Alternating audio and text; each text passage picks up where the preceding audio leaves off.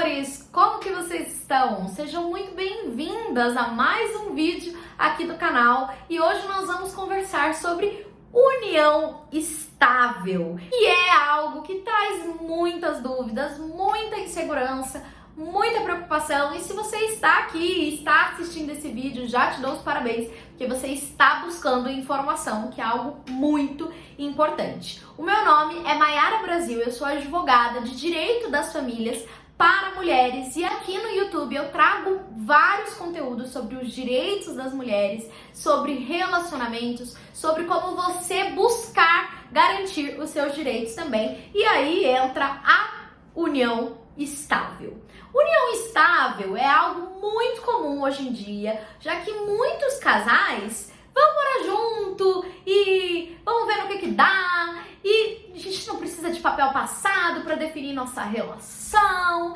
e ficam nessa história sem fazer o casamento formal, sem sequer pensar muitas vezes se aquilo de fato é ou não é uma união estável, se havia ou não havia esse interesse. As relações elas são muito mais fluídas hoje em dia. No período da pandemia, por exemplo, muitos casais que estavam ali namorando passaram uma pandemia juntos e aí ficaram juntos, outros terminaram. Então a gente vive esse momento onde as coisas são mais leves, digamos assim. Mas isso traz muita insegurança jurídica. Por quê? A união estável, na maioria dos casos, ela não é registrada. Não existe ali um papel dizendo que fulano e fulana, ou fulano e fulano, fulano e fulana vivem em uma união estável. E aí eles não determinam a data do início dessa relação, não escolhem qual o regime de bens que eles querem também para esta relação. E no momento do encerramento desta relação, existem muitos problemas. E aqui eu preciso fazer uma grande ressalva. Todo casamento ou união estável acaba. Seja porque optaram pela separação e o divórcio, ou porque um dos dois veio a óbito. E o regime de bens escolhido lá atrás é determinante nesses dois momentos. Então aqui já fica claro que pensar sobre isso e querer regularizar não é coisa de quem já casa ou já regulariza a união estável pensando no divórcio ou na separação. E um caso muito famoso, muito emblemático, que tá na mídia, na boca do povo, é o caso do Gugu, por exemplo, que trouxe muitas questões sobre isso, já que o Gugu e a Rose Miriam, que é a mãe dos 3 filhos dele, não viviam em uma união estável registrada. Agora ela pretende o reconhecimento dessa união estável para ser reconhecida como herdeira necessária, como meeira dos bens, e está travando uma batalha judicial longa, cheia de exposição, extremamente cansativa. E com certeza você não quer passar por isso, respeitadas as suas devidas proporções. Então eu preciso que você entenda como que caracteriza-se a união estável.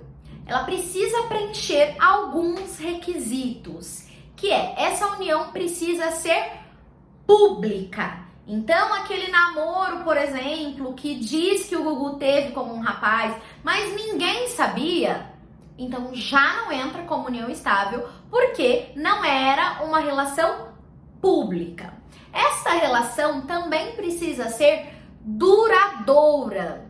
E aqui no duradoura, a gente não tá falando de 2 anos, 3 anos, 4 anos, 5 anos. Isso vai muito do entendimento do judiciário no seu caso. Então pode ser que o casal com 1 ano tenha uma união estável, o casal com 2 anos não tenha. É realmente muito particular. E aí você começa a perceber como o negócio é complicado e é delicado. Além de ser extremamente arriscado você deixar algo tão importante para um terceiro decidir por você. E o terceiro requisito é que essa união precisa ser contínua. Então, não pode ser aquele casal também que um mês tá junto, 2 tá separado.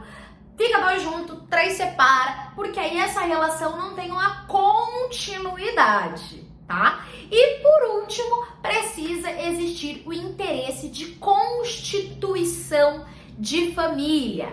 E aqui você pode pensar, o que é isso, Mayara? Não é ter filhos, obviamente. Se esse casal tem todos os outros requisitos e já tem filhos, pode ser que fique mais fácil caracterizar esse interesse de constituição de família. Se, por exemplo, adotaram um pet. Então, são algumas coisas que elas vão realmente identificando esse interesse de constituição de família. Compraram juntos um imóvel, se tratam como namoridos, se tratam como marido e mulher. Todo mundo acha que eles são casados, na verdade.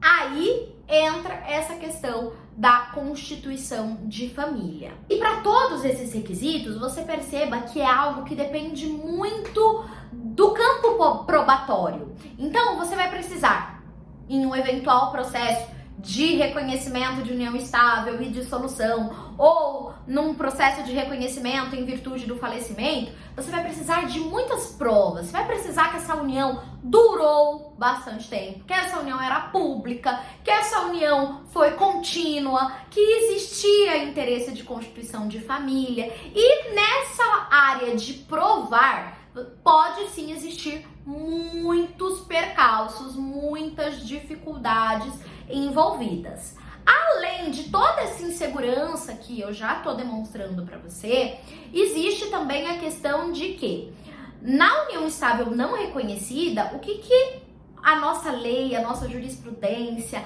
entende? Que se este casal não registrou a união estável, o regime de bens aplicado para essa relação será o da comunhão parcial de bens, ou seja, tudo que for adquirido onerosamente durante o período dessa união deverá ser partilhado para esse casal.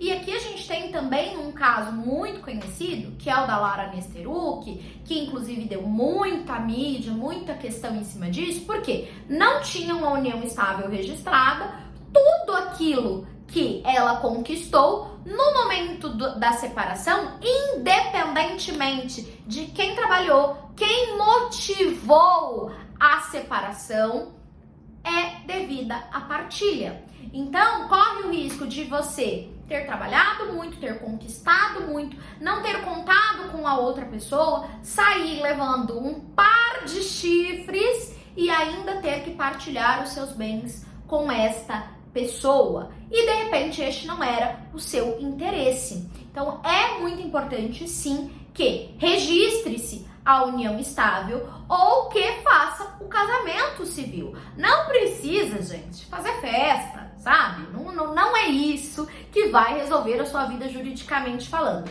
mas é sim formalizar essa relação. E em todos os casos, analisar qual o melhor regime de bens para vocês escolherem conscientemente, sabendo de todas as consequências, o melhor regime, se for o caso, fazer um pacto antinupcial, fazer ali um documento deixando bem claro o que cada um já tinha conquistado, que já tinha construído antes dessa relação. E é muito interessante a gente pensar sobre isso, porque hoje você, especialmente quando a gente casa um pouco mais tarde, você se envolve com uma pessoa que, por exemplo, já tem um filho, já teve uma relação anterior, ou já tem uma empresa, já tem um trabalho mais estável, já comprou um determinado bem. Antigamente, quando as pessoas casavam muito novas, a maioria casava, ninguém tinha nada, ia tudo construir junto mesmo. E hoje já não. Nós nos casamos já numa condição diferente. Então é importante sim estabelecer todos os limites para que todos estejam cientes dos direitos, dos deveres, do que vai acontecer em um eventual término dessa relação, no óbito de uma dessas pessoas. E assim a relação fica muito mais clara e mais segura juridicamente para todo mundo. E um último adendo que eu queria fazer com vocês em relação à união estável é que não é necessário morar junto para viver em união estável, tá? Muita gente confunde essa questão. Então, por exemplo, um casal de namorados que divide um apartamento na faculdade, eles moram juntos e possivelmente não vivem em união estável. A gente já tem, inclusive, julgados nesse sentido de que esse casal não vivia numa união estável. Eles estavam apenas economizando no aluguel e morando juntos, porque não havia o interesse de constituição de família. E existem outros casais que mora cada um na sua casa, mas existe sim esse interesse de constituição de família e caracteriza-se a união estável. Então não se apeguem tanto a alguns pontinhos como não, a gente não mora junto, tá tudo certo, para não terem surpresas lá na frente. E se você assistiu esse vídeo e pensou que está numa situação parecida com a que eu falei, está querendo regularizar essa situação, comece consultando uma advogada da sua confiança para ela te orientar qual é o melhor caminho nesse momento. Converse com a pessoa com quem você está, para que as coisas sejam feitas às claras também, porque assim ninguém sai chateado, aborrecido ou até mesmo lesado dessa relação. Se esse vídeo foi interessante para você, se você aprendeu, se você vai levar esse conteúdo para a sua vida, vou te pedir para deixar um comentário aqui embaixo que não te custa nada e ajuda bastante o canal a chegar a outras pessoas e, consequentemente, vai me deixar muito feliz. Um beijo para você, até o próximo vídeo. Tchau, tchau!